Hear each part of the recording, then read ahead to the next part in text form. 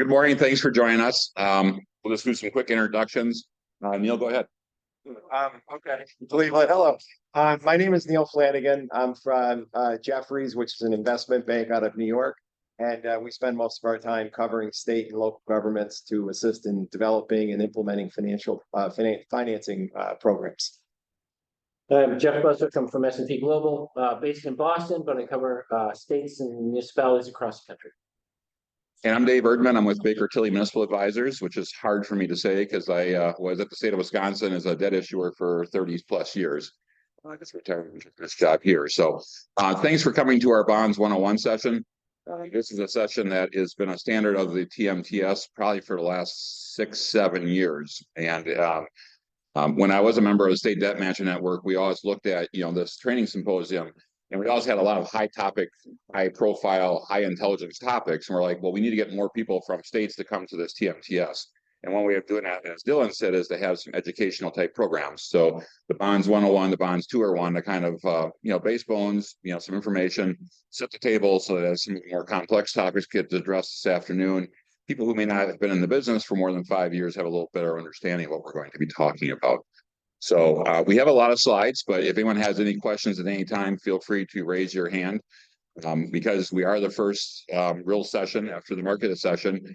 We do reserve the right to say that someone else will address that over the next 2 days. So don't take offense to that if we do punt the ball down the street a little bit. One quick topic that I want to cover before we get into some of the details is just, the State Debt Management Network. Many people here are probably aware of it, but some people that are here probably are not aware of it. It is a network underneath the National Association of State Treasurers umbrella. And it really is a good means, a good organization of other fellow state level debt issuers. You can discuss financing ideas. If you need an RFP for underwriter, municipal advisor, or bond counsel, if you have some questions about, state law, what people are doing about tenders or other things, it's a good way just to reach out and through the listserv, through Dylan or through other resources, get an email out to all members. I think there was just one that came out last week about the state of Maryland looking to do some sort of software for their debt system. So it's a good organization. And if you aren't getting those listservs, talk to your debt manager or your manager, or reach out to Dylan directly and make sure your information is in that listserv so you can, benefit from the organization.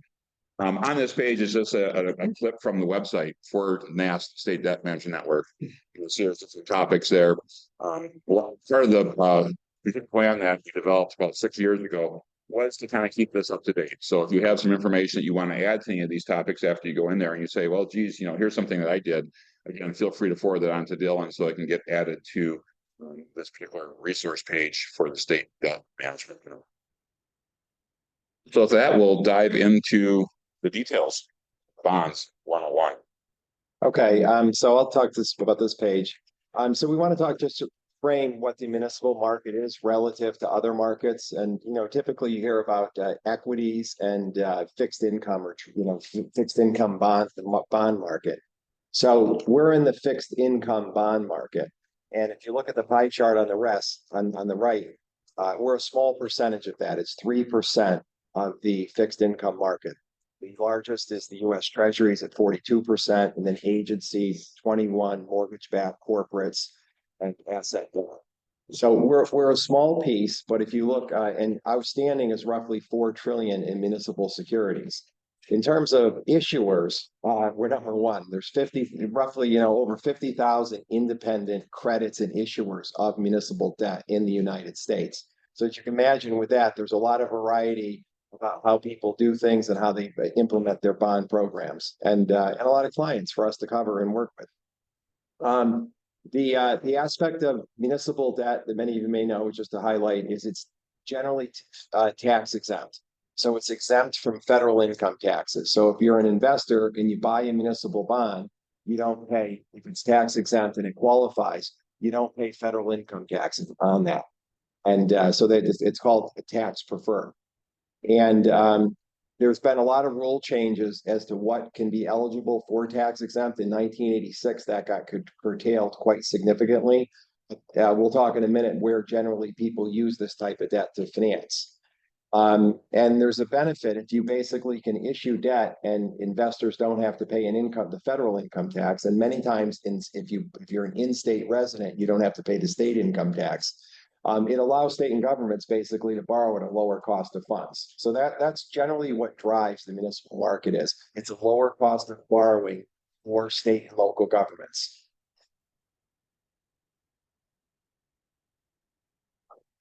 So, Nielsen saying municipals, and typically I think you'd associate that with cities and towns, but as you see in this chart, the term that we use on the market municipals is quite broad. It's diverse. We're looking at not just those things that a county, city, town would issue and use the funds for, but higher ed institutions and hospitals and port authorities and anything. So the term municipal is meant to be used broadly. And then how you use those funds are quite diverse as well. I think if you're thinking of borrowing in the market, you're thinking of the capital program that you're working for. And yes, building a new school is a great use of municipal funds. But entities also borrow for regular cash flow purposes if their tax receipts aren't coming in regular issues. They can borrow for litigation payouts. You can borrow for many number of things.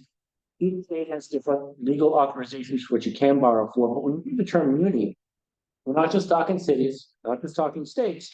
It's a broad, general term that is meant to incorporate everything in finance. And if you think of finance rather than munis, that's more what a municipal fund is. Okay, so that's so if we look at use of proceeds, we keep track of every deal. There's a private company that keeps track of every deal that we do and all the statistics, and they track whatever a bond is issued, what the use of proceeds is used, what the application is. So this chart shows of all those 50,000 issuers by type, what do we use the money for? What does state and local governments do? And on the left side of the chart, we have a 10-year time frame from 2002 to 2022. And you can see if you look at that pie chart, education is roughly a quarter. So that's K through 12 and higher education. And most of that's K through 12. And then the general purpose is the next category, 26%. That's just general governmental borrowing. That's for funding state office buildings. A lot of that's capital construction related bonding. And then after that's transportation. So transportation would be surface transportation, like all, the local highway and bridges. And then if there's a toll road in the state, a lot of that will fall into transportation. And of course, for the larger cities, mass light and heavy mass transit. And then beyond that, utilities, healthcare, and housing. And so that's from 2002 to 2022. If we just look at a snapshot of 22, you find that, the donut looks the same.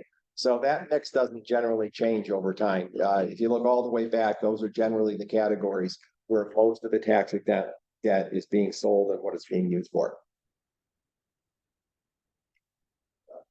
Okay, so let's see. So we're going to dive into a little bit of a detail about what a bond is.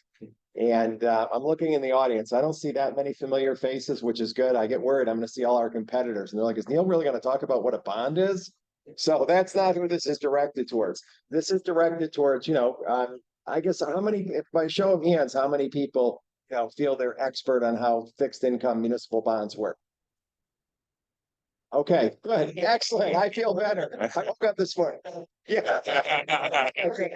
All right. So we're going to talk through and we find this to be helpful for people who are in the finance, people who are in the construction area, because you're always hearing about the bond, and we did the bond deal and the bond issue, and we're going to refinance. So we're just trying to outline, what the building blocks of a bond transaction are. So we'll start really 101. I talked earlier about municipal bonds are in the fixed income market. So that fixed is important. Fixed means there's a lot of structure to how we do deals. Somebody explained to me once when I got started in the business, they said, if you're in the equity markets, that's kind of like doing your budget. And if you're in the municipal market, that's like doing your own tax return. Like there's just a lot of detail. You can't just kind of flub it and say, we'll get to it later. So we have a lot of precision. So a bond issue it's a contract between the issuer and the investor. So you're going to borrow money and you're going to have a contract as to how you pay that back. And the contract's going to specify very specific things. And a few of them, we'll get into detail, It's the, what the when you owe the money, how long it is, what the maturity date is, a coupon, and so on and so forth. And this is the instrument that allows you to go borrow that money and put the contract together. Also included in that is a lot of covenants and requirements. So if you're a utility system, you might make some promises that if we don't have enough money, we're going to raise rates. Because, if you're the investor, you want to make sure that there's enough money that they can pay you back over time. And then as we talked about at the bottom, most of the municipal bonds are tax exempt. So we're going to talk about what a specific bond is. And then there's this other concept of a bond issue. And a bond issue, and we'll describe it a little bit more because that's a term, that's a bunch of little individual bonds that we put together. And the issue is, could be 10 individual bonds or 30 individual bonds. And then in our market, each individual bond has a tracking code. It's called a QSIP. And there's the Municipal Securities Rulemaking Board that keeps track of all these bonds and disclosure. So there's actually third-party systems where you can go on and look any bond up, see where it's traded, find out what the disclosure is, and kind of check in on that bond over time. Yeah, I think you can come to me too.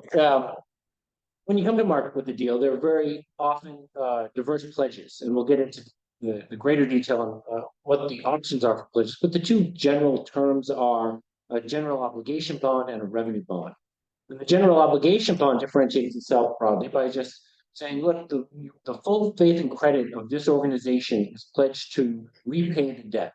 So if you're borrowing, you will use the funds you have available on the day of the debt service being due to repay it. And it can be rough. And then additionally, on the revenue side, the pledge is much more narrow. The pledge generally is more narrow. Some of the revenue pledges can be quite broad, but a revenue pledge has to be a specific revenue stream that you have, and you will only use that stream to repay those bonds on the day they're due.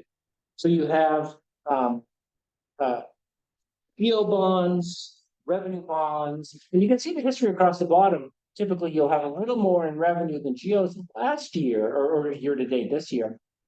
Is more 50-50, which I think is interesting. And I think a fair amount of that is likely. Much of the federal stimulus that has come from the last few years has been dedicated for specific purposes. So if it's offsetting the need to pledge the revenue from a specific revenue bond obligation, because you now have federal cash in hand, you may issue less. And so, I don't know, Neil, Dave, if you guys have other thoughts on why it's 50-50, but historically, we've seen a more revenue issue types of revenue bonds, and so there's a little broader issuance volume. Yeah, and I guess one thing to think about it, everybody in the room's involved in the market because, everybody participates in paying these bonds back.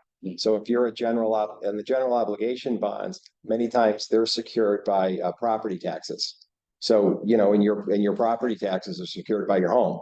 So actually, that is what's pledged ultimately to the bonds is the collection of property taxes by individuals on the GO side. And then the revenue side, when you pay your water bill and things like that, again, you're participating because that when an investor buys it, they're looking all the way through to see who's actually using it or the airport or what have you. So that's the, we're all involved in the municipal market. It's hard not to be if you're involved in the economy. The one thing I learned after I got out of Wisconsin and saw the rest of the world is that it's not cheese everywhere. No, there's not, and bratwurst either. So, a lot of states have different state laws. A lot of local governments have local ordinance differences, and some states and some local ordinances, require people to issue a general obligation bond even for utility or revenue sources. So, they may have a water system or a wastewater system or a stormwater system or a parking utility. They still have to issue general obligation bonds for that, even though there's revenues coming from it. So. Just interesting because most of the time when you're looking at this, a revenue producing entity usually issue revenue bonds, but in some cases just can't do that. Yeah, and many times there's a good fit. A revenue bond just fits the problem well, and a GO bond fits the problem well. And we'll talk about that later. It's like trying to keep it simple and just use the proper application. So now just going a little bit further. So basic terminology. If you hang around the finance office or the finance team, you'll hear these things kicked around. These are the terminology that go along with doing a municipal bond. And they're things like dates, when the dates of when things happen, principal, serial, coupon, yield, price, interest.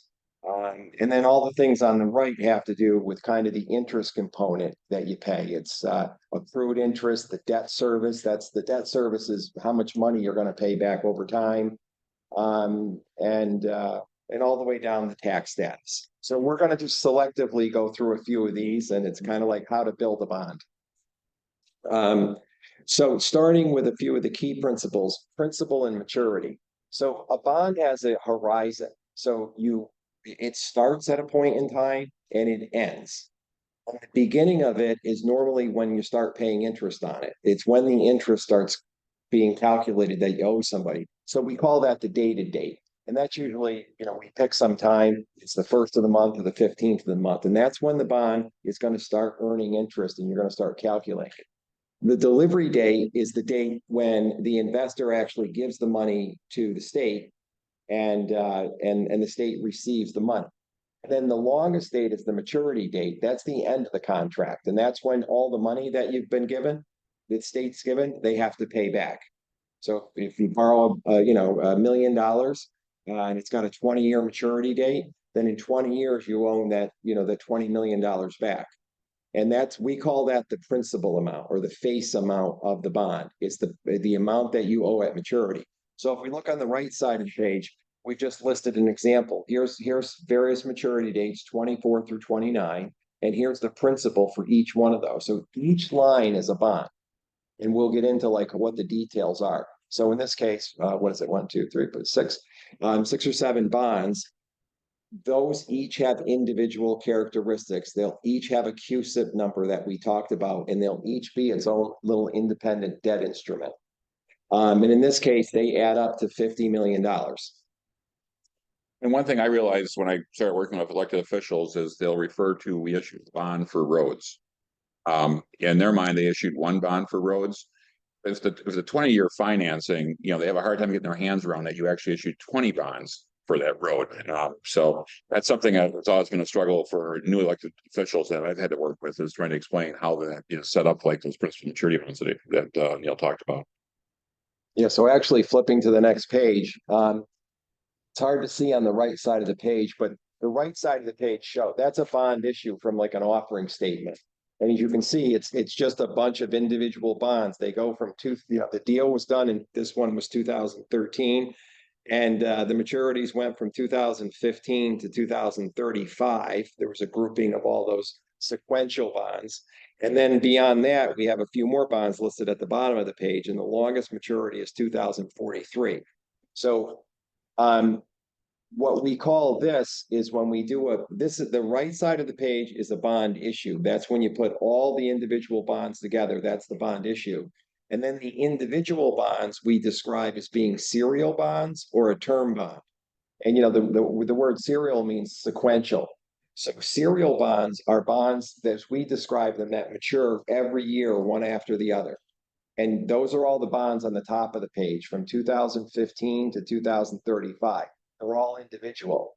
And then sometimes we'll take maturities and we'll group them up into an aggregate maturity, and we'll call that a term bond. So on the left side of the page where you see 28 and 29, those could be grouped up as one bond that'll be $16 million. I guess it'd be 17 and change. And we call that a term bond. So it's just how we organize the bonds. But the important thing is everyone's an individual bond, and when we put them all together, it's a bond issue, as Dave described. Okay, and some more details. Coupon is another word for interest rate. And that's the annual rate of interest you're going to pay during the life of the bond. If you're paying semi-annual interest, obviously you need to take that divided by 2 to do an interest calculation. Otherwise, your debt service schedule might be a little bit inflated. Just lesson learned from when I started in this business. Coupon means interest rate. And interest rates can either be fixed or variable rate. Most bonds that we've been talking about are issued with a fixed interest rate. Most of the time, those interest rates are either 5.05, 5.1, or 1/8 interest rates like 5.125. Those are most of the fixed tax exempt rates, I should say. Fixed taxable rates usually are a little bit more specific because you're pricing an index off of Treasury. So if you see an interest rate that's 5.036 or 6.234, that's usually an indication that's going to be a taxable bond. Another way that you could sell bonds is with variable rate. And there's many variable rate products, and we'll get into that a little bit later. But most variable rates change either daily, weekly, monthly, or whatever the term is for the variable rate product that you're selling. Most of those interest rates are also going to be pretty exact, 1.234, something like that. So that's the interest that's paid on the outstanding bond. Interest is how often you pay that interest. And I mentioned the semi-annual, which is pretty normal for interest on municipal bonds. It's a good and paid semi-annual. Sometimes for variable rate, again, you pay the interest at the maturity date. So if they're only being issued for 1 day, 1 week, 1 month, it's hard to pay semi-annual. But you may have some variable rate products like variable rate demand obligations where the interest rate's being reset on a 7-day basis, but you're still paying the interest in on a monthly basis. Usually the interest is calculated by multiplying that principal amount by the coupon and for the term. There's a data date that Neil talked about, and most times currently the data date is the delivery date. However, if you have some old instruments, when I started in the business, the data date was usually the 1st or the 15th of the month around the time you deliver the bonds. So you also didn't have a data date equal to the delivery date. It'd be a different date. So this is something to keep in mind as you look at older instruments that may be outstanding. I'm going to highlight debt service. At the bottom of the chart here, we have what a debt service schedule looks like. It shows what the principal amount is, what the coupon is, and what the interest amount is on an annual basis. That year ending, just want to highlight that there's probably 3 different ways you can present debt service information. For this, let's assume that principal payments are being made on October 1st. This is providing the annual debt service on a bond basis. Obviously, if you want to do calculation of debt service for a calendar year, you may have to change your calculations a little bit because your interest will change based upon that accrual period. Finally, most, I think, states have a fiscal year of July 1st, and that's how debt service is usually prepared and presented. So you may have to calculate debt service on an annual basis based upon the fiscal year. So something just keep your eyes open, because sometimes if you get information from an investment banker, from a municipal advisor, or someone else, they may just make the assumption you want it on a calendar year basis. You may need it on a bond year basis or a fiscal year basis. So something to keep your eyes open as to how the information is being presented. Going back to some of the base structure of the bonds, we talked about the coupon. We did a good job talking about the fixed par, also the difference between variable rates. Maturity, Neil has covered that quite nicely with the serial versus with the term. On the call features, just want to highlight that from a call feature perspective, when you sell bonds, most bonds have the right to be called, optional redemption. When you set those call features on a tax-exempt bond, most of the time that's a par call. When you do a taxable bond issue, that could be either a make whole call or a par call. And that's a discussion you'll need to have with the underwriter and the municipal advisor when it comes time to sell the bonds. There's been a lot of discussion lately about call option and how some issuers may be leaving some money on the table if they sell bonds with 5% coupon with a call option. Again, we're going from 101 now to 201 or 301, so we're not going to get a lot of detail. But there's been some discussions among some of the bond people about doing make whole calls on tax-exempt bonds. So I just mentioned that it's something that's out there in the discussion world. But for right now, I think for bonds 101, a tax-exempt bond usually has a par call. Usually the 10-year par call is a typical par call for a municipal bond, but that's not a golden rule. When I was an issuer, I sold some bonds with a 5-year par call. I've seen some bonds being sold with a 3-year par call. And these are bonds that have a 15, 20-year term. Likewise, if you have a longer term bond, you might look at something with a 12 or 15-year par call. So it's all structures of the bonds that, when it comes time to price a bond, working with your underwriter, your municipal advisor to figure out what the best deal for you is the way to structure these bonds. Another thing that goes into this, and we'll get into this when we do into competitive sales, a lot of bonds that are sold in the competitive market are sold with the lowest true interest cost rate. A lot of different debt managers will have some long discussions as to is my duty when I'm a debt manager, when I'm selling bonds, to get the lowest true interest cost rate on day 1, the lowest true interest cost rate from day 1 to year 20. Because you could sell a bond at a competitive sale for the lowest TIC on that date. That gets into a lot of discussion about 5% coupons, call options, and so forth. And a lot of the structure we're talking about here about the call features relates to how you can get to that bond to make that redemption for debt service savings in the future. So we'll come back to that topic. Okay, 3 more slides on details and bonds, so hang with us. Only 3. So one thing that we want to talk about is the bond price. So there's a price for the bond that somebody's willing to pay. for the actual bond once you create it. And as we mentioned, I'm just going to focus on the column principal and coupon. So the coupon is a rate that we set. It's 3%. It's 3 times the 100. That's how much interest comes off of the bond. But then you have to decide how much is somebody going to pay for the bond. And this could be when you first offer the bond or when somebody's buying the bond out in the market. You know, if Joe owns the bond and he wants to send it to Sally, you got to calculate the price. You know, what should I pay for it? And as we mentioned, we're in the fixed income market. So that coupon is fixed. It never changes. It's 3% for the life of the bond. What things that do change in the market is that interest rates move around. So if you're selling a bond to somebody with a 3% and the yield or the interest rate that they desire is different than the 3%, we've got to adjust the price, just like anything in life. You know, if it's more desirable, you pay more for it. If it's less desirable, usually people want to pay less for it. So the next page, and this is a little thing that everybody in our business eventually takes an hour or two in an afternoon and sits down and goes, yeah, I'm going to memorize this. So hopefully they do that. Otherwise, it's a long way to fake it. So on the par, so in this example, what we call if the coupon 3% is the same yield that an investor wants, 3%, we call that a par bond. So they're not going to make any adjustment. It's like it's going to pay 3 and I want 3, so I'll pay you $100 for the bond that has a $100 maturity.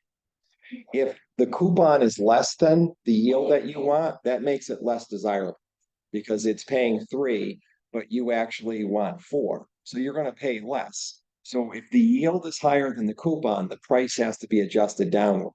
And that's how so that relationship works inverse. Then on the right side, if the 3 is much higher than the yield you want, then it's better. You're willing to pay more for that bond because it's actually going to pay you more than you want. And that's how the price yield calculation is adjusted on bonds. And then going all the way back to, you know, when we lined up all the individual bonds and the bond issue, every individual bond will have a price associated with it. And that will be a function of the coupon and the yield. So in this example, as you can see, the first bond we fixed it. We put a 2.25 coupon on it. But the actual investor in that maturity, for various reasons, only wants 0.45. So that's a very attractive bond for that investor. So they're willing to pay more than 100. They'll pay 103 for that bond. And then if you go down to the 2027, the yield and the coupon are the same, so they'll pay 100.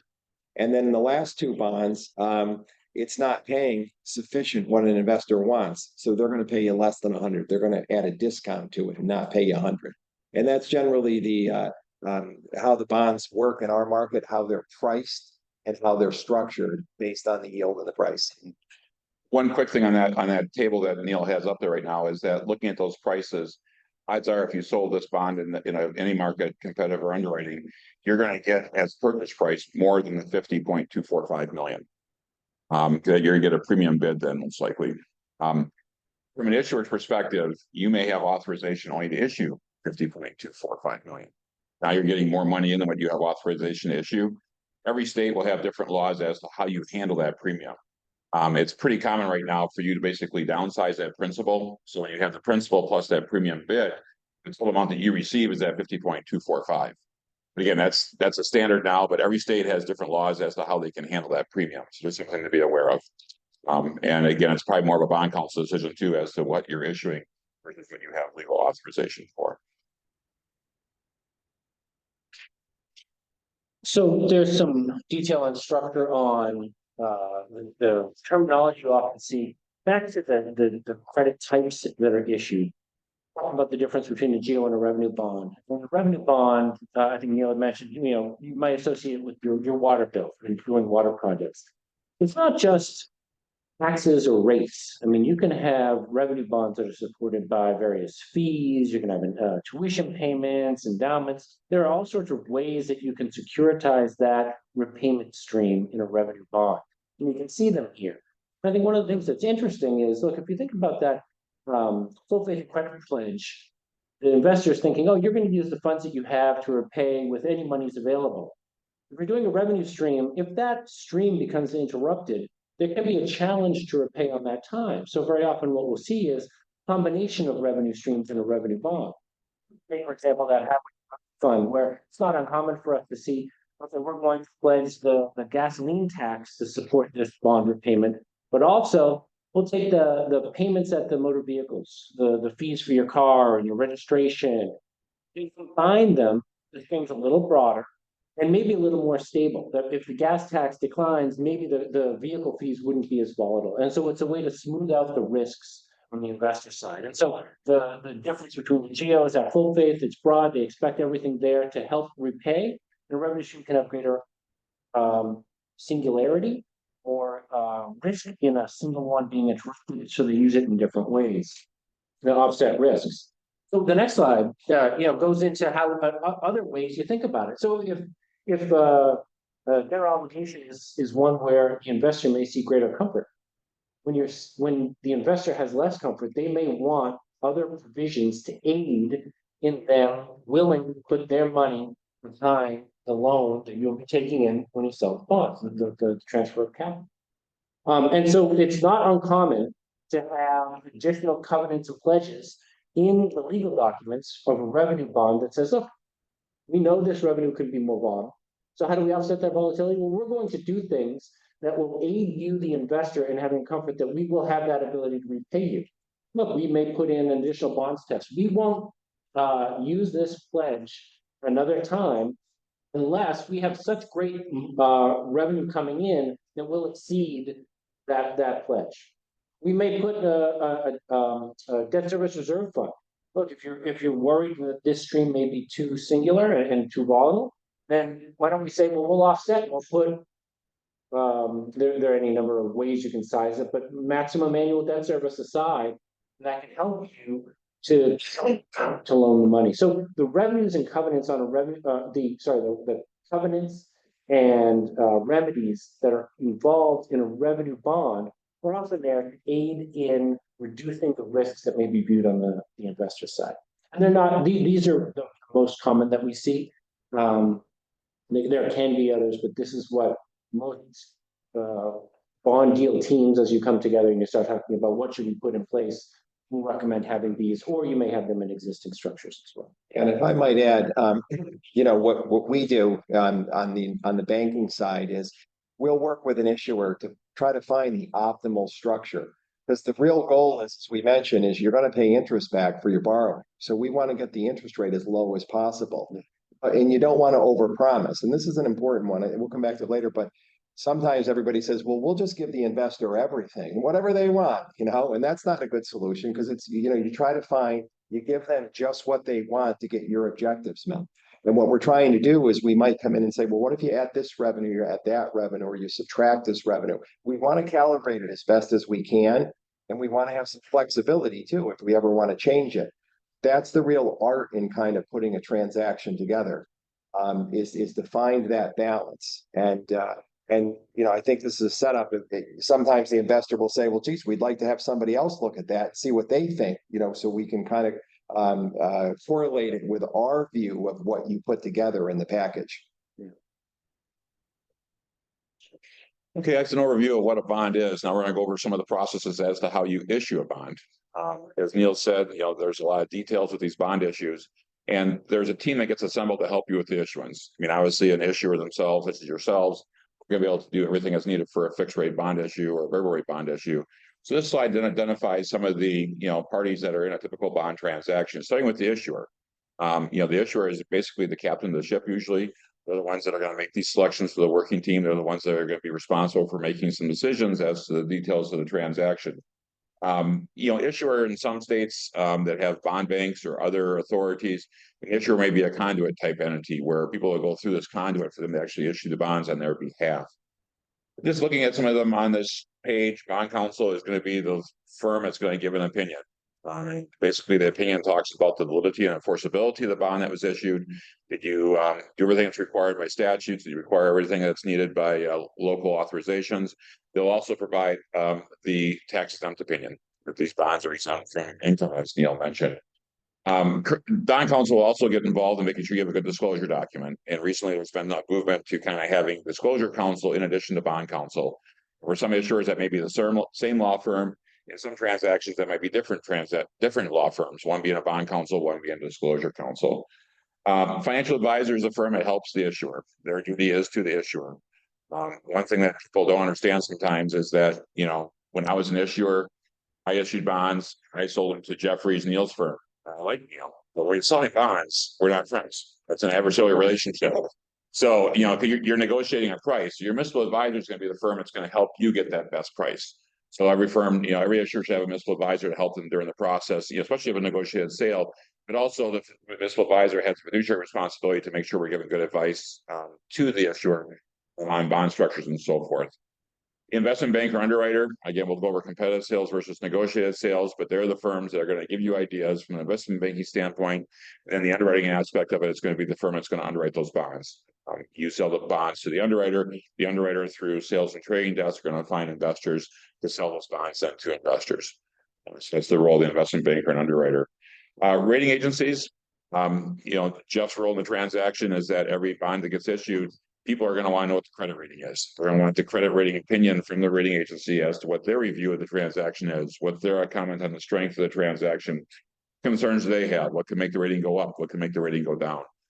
That's an important part for them to help classify or qualify the price they're going to pay for the bonds. And then finally, maybe not for general obligation bond issues, but more for revenue transactions, trustee is going to be involved. They're the ones that are going to collect those pledged revenues, flow the funds through an indenture, and they'll be the ones that will be responsible for making debt service payments on those revenue bonds. A couple other firms that's not listed here is that in a negotiated transaction, if you do decide to do a negotiated transaction through an underwriter will have their own counsel called underwriters counsel. They're there to make sure that the bond counsel is, helping the issuer. Underwriters counsel will make sure they help the underwriter. Make sure that from a 15C 212 compliance perspective, things are done, but also help with preparation of the disclosure document. Internal counsel. A lot of these bond counsel firms are going to be law firms that you contract out with. Sometimes issuers will have an internal counsel that will be also required to be involved in the transaction to maybe provide an opinion to bond counsel or to sign off on some things internally as to, having the governor or other person sign documents related to a transaction. So that's generally, again, the team. Most of these positions are, procured by a process.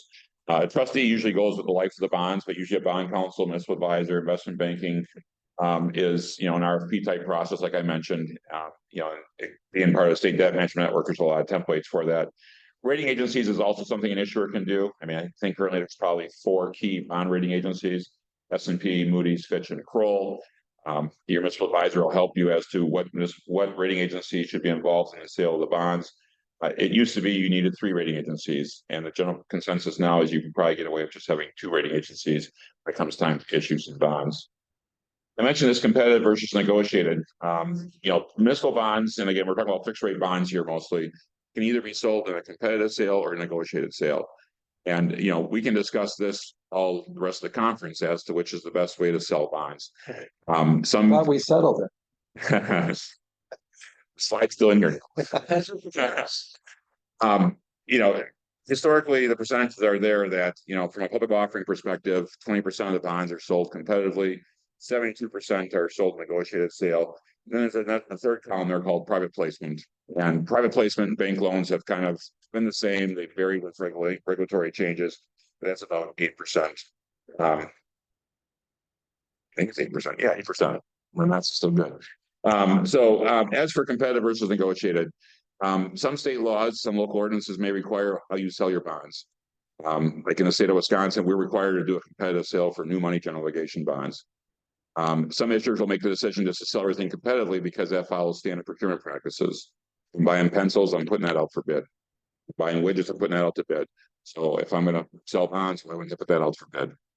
The municipal advisor and bond counsel will help you kind of make that decision. And I mentioned the TIC in the sense that you put the structure out, you put down the bidding parameters, you put out the structure, the call provisions, and you take bids as what they're going to pay for your bonds. And the lowest TIC, true interest cost rate, wins for that. On a negotiated transaction, you select an underwriter, and they help you structure the bond. The underwriter will also work with the market to give feedback as to a certain structure. What is the better call option? Is 8-year a possibility? Is 10-year a possibility? If we're doing taxable bonds, can we do a par call or should we do a make whole call? So the underwriter will give you that feedback kind of real time, whereas a competitive sale, you're going to be putting a structure out there. You'll get some feedback from people, but it's not going to be real time. For a competitive sale, there's a bid document, you win, you get awarded. On a negotiated, there's a bond purchase agreement. You do a competitive sale, it's a 1-page, congratulations, you won the bid. If you do a negotiated sale, it's a 20-page bond purchase agreement. I just mentioned that, but it's just some of the complexities that come with a negotiated sale or some safeguards. That BPA will also have some outs as to how the underwriters can get out of the sale, or as you as an issuer can get out of the sale. Whereas if you do a competitive sale, you may not have that easy out for either party on the competitive side. So there are a lot of pros and cons as to which route to go. As an issuer, this is not a municipal advisor opinion, but as an issuer opinion, I always thought it was a healthy mix. Doing everything negotiated was bad, doing everything competitive was bad, doing that healthy mix. The competitive sale gave you an idea of what the market was from a competitive sales standpoint. The negotiated transactions did two things. One, it allowed for you to expand your investor base. When you're working with a negotiated transaction, you can give your underwriter directions to say, hey, I want some new bond investors. New bond investors mean new people are interested in your bonds. So when you go and sell bonds in the future, you may have more orders. More demand for your bonds results in higher prices and lower interest rates for you. The other thing, though, is that many state level issuers that are in the room today, get a lot of good ideas from investment bankers. And investment bankers give you those good ideas, and doing a competitive sale and involving them in a negotiated transaction is a good way to say thanks, but also to promote them to continue to give you good ideas going forward in the future. So I also have a good mix, but again, you need to follow what your laws are as to how you sell the bonds. I think for an audience like this, the private placement route is something that probably isn't needed. I think large state issuers can sell most bonds in public offerings. Private placements are more for unique transactions, financings or unique credits where you really need to talk to one investor and negotiate with them and make sure they understand the credit before moving forward. Anything else you want to add about sale type? No, I would say my experience over the years is it's nice to have these options, and generally you'll know which one fits the best. Don't force it. There's transactions where it's a no-brainer. It should be competitive. There's other deals where it's complicated and it makes sense to do negotiated. But usually when you just look at the situation, you'll know which one fits best. And that's been my experience. After at times trying to force issues, just find out the right approach fits the right approach if you let it. Good point about new credits and weaker credits. I mean, those are ones that, if you have a weak credit or a new credit where you just create a wastewater utility, doing that negotiated is often a good route because you get some feedback with developing the indenture and other documents that are needed. Right, so I want to give a quick overview on rating agencies just to make sure everyone understands some of the nuances in the terms that you'll hear and use. History of them, about 160 years ago, as railroads were being developed across the West, most of the capital was in the East. And so to make sure that those who would be willing to lend their money weren't lending into a false scam, Henry Varnum Poor started to say, well, let me send people to the West and tell you if there really is a spur between Peoria and whatever the little farm town is north of it. And so it worked well. And that developed into this industry. Dave mentioned the four most common rating agencies in the public finance market. You can see them, Moody's, S&P, Fitch, and Kroll. There are actually 10 of us, though, in the United States that are registered national statistical rating organizations. We're registered and regulated by the Securities and Exchange Commission. There's an annual report. You can see if we're doing what we've told the SEC we're trying to do every year. And they talk about who's done what well and who's done things poorly. And so we are held to task to making sure that we're doing what we're said we should be doing. The scales are mostly similar. You can get the difference between the ratings.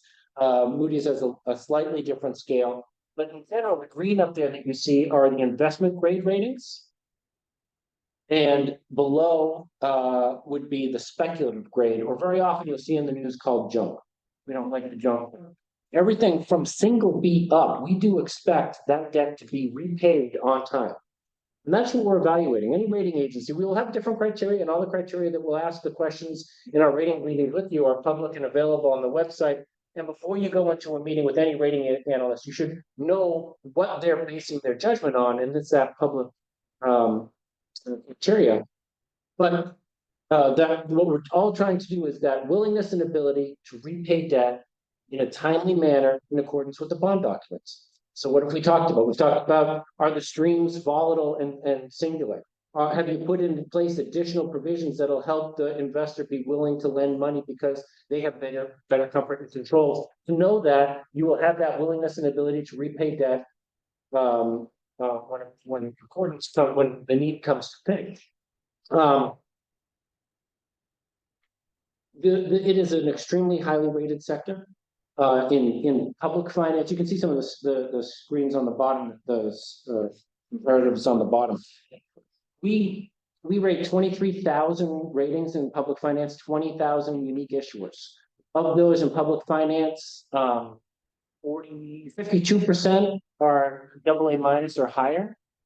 And so it's a very highly rated universe. States, 92% are AA minus rated or higher. It shows that very strong willingness and ability to repay debt on time in accordance with bond documents. I think it's interesting. State sector credits are the strongest within any portfolio at S&P, and people often think of the corporations they know in their community. They're supporting the jobs in the tax base. We rate about 3,200 U.S. corporates. Of those U.S. corporates, only 10% are investment grade, and only 2.2% are AA minus or higher. So it is a remarkably different scale. The average muni rating is right on the cusp of an A plus, AA minus. It flip-flops year to year. The modal corporate rating is single B, where you are looking at trying to ensure you have the lowest cost of capital, which are just trying to get the quickest access to capital. And that's pledging the least that they can do. And as I said, single B is the bottom where we expect them to repay on time in accordance with the documents. So it's interesting. And the one last thing to think about, we do have specificity in when we use the outlook or credit watch terms. And that's meaningful to us. And so an outlook is a 1 in 3 chance that something will change within a 2-year period. So if you want a positive or negative outlook, it is not the expectation that will in every instance go up or down. It's a 1 in 3 chance that that'll go in that direction over a 2-year window. A lot can change in 2 years. On the flip side, if a credit watch is used, that's a 50-50 chance within 90 days something's happening. It's usually more event-driven or something remarkable is happening within the credit. But there's meaningful changes between outlook and credit watch. The rating scales are all very similar. We're all trying to do the same thing as assess that willingness, ability to repay debt. The next one's in. So, I mean, now that you have the deal team, you have the provisions in place, you want to sell, you have a bond rating, who the heck's buying this stuff? And again, going back into history, I mean, the municipal public finance market was known as the mom and pop market. It's very often, it would be wealthy landholders within your community or within your state that would know you and have comfort and buy it. And then 60, 70 years ago, well, insurance companies started to need long-term asset matches to offset the risk that they have. And so they would buy some of these longer-term provisions as well. 30 years ago, mutual funds came in and started taking more. And so we now have a more diverse bondholder type. You can see up in the corner there. And one thing that we are seeing as a trend is that even though they are tax exempt and that tax benefit is something that the buyer can take advantage of, we're seeing buyers who have no tax advantage buying tax exempt. And so we have colleagues based in Boston. You can't throw a stone without hitting a rating analyst at a buy side firm there.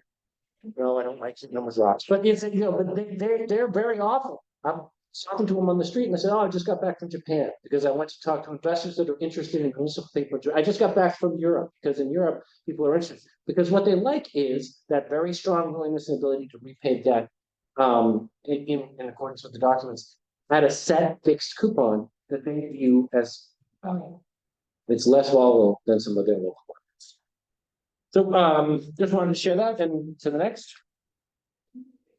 Okay, we have about 10 minutes left, so we're going to probably pick it up here a little bit so we can take some questions. This slide just provides some data as to taxable versus tax exempt debt. You'll notice in the bottom chart that starting in 2019, the amount of taxable debt increased. Many of you may be aware of that in 2017, municipal issuers lost the ability to do tax-exempt advance refundings, but we had such low interest rates that many issuers were still able to do taxable advance refundings. So hence the increase in taxable financings that occurred in 2018, 19, 20, 21, and 22. Obviously, with the taxable rates going up, as shown at the top chart there, the ability to do those tax-exempt advance refundings, or excuse me, taxable advance refunding transactions has gone down. On the next slide here, just the top chart, just want to highlight that obviously we all think interest rates have gone up quite a bit here just recently.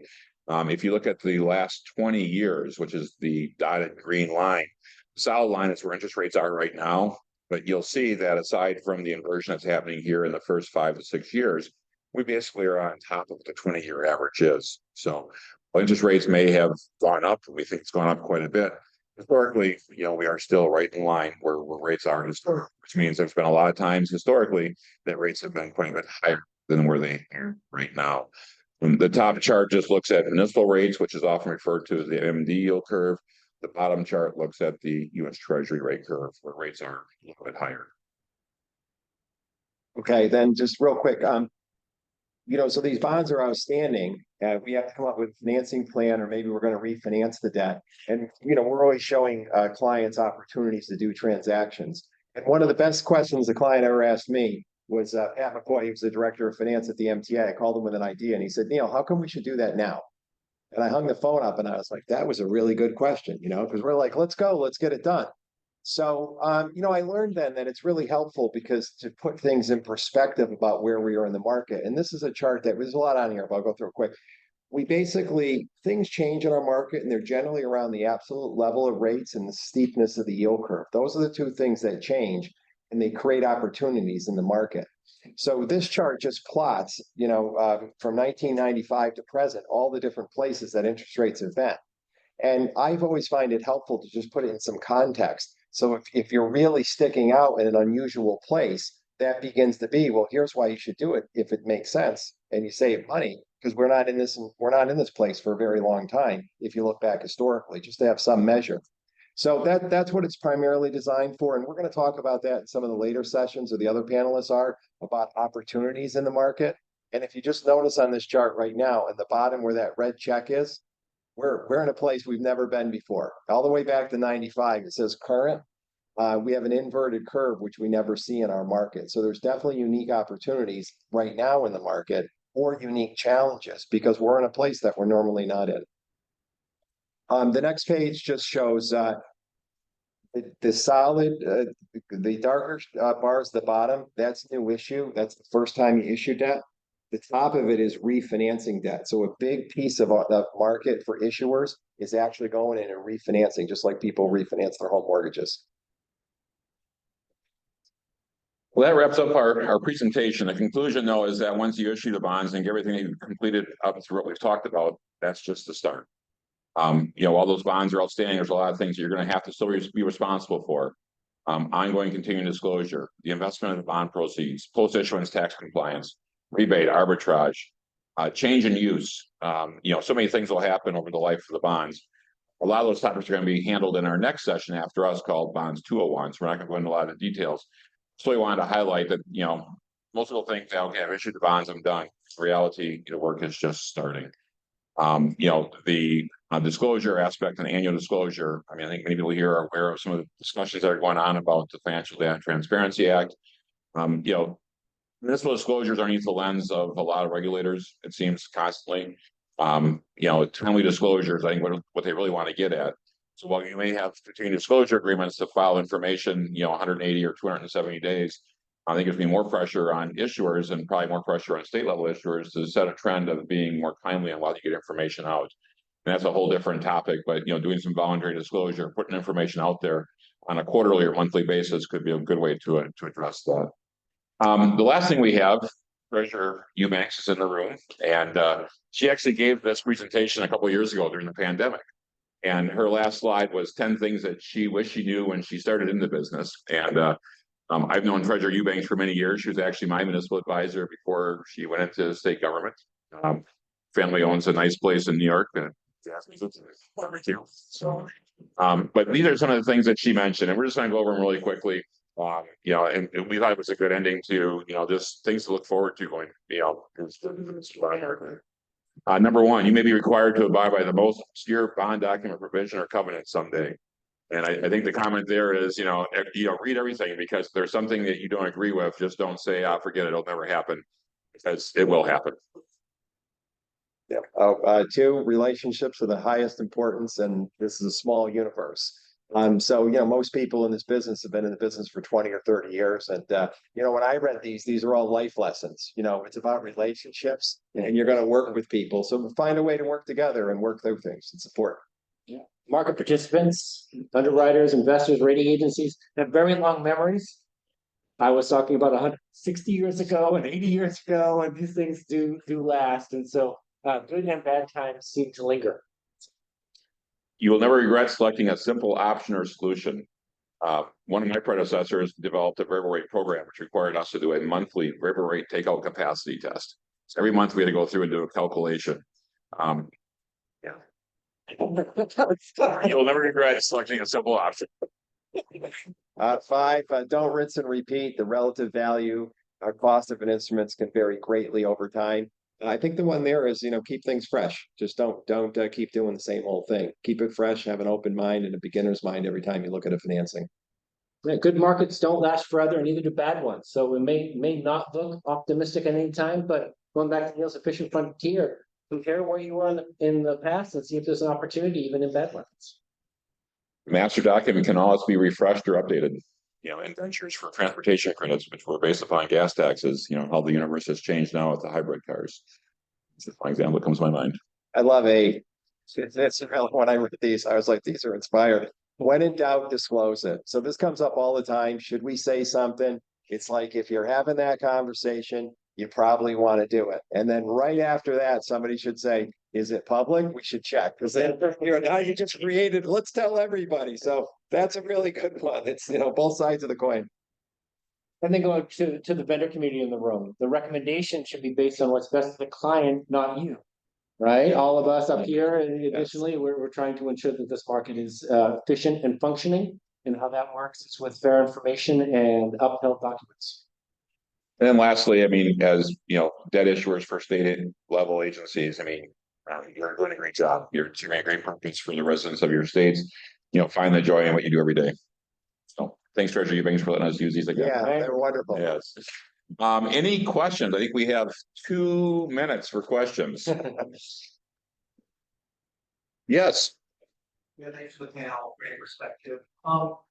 Notice any revenue conflicts changing with cannabis, sports, gaming, EV charging? We've seen the landscape change a bit on revenue. I would say not so much. I don't know. I think, if anything, I think people are more cautious about things these days with all the uncertainty in the market. And, I just speak from my personal experience. When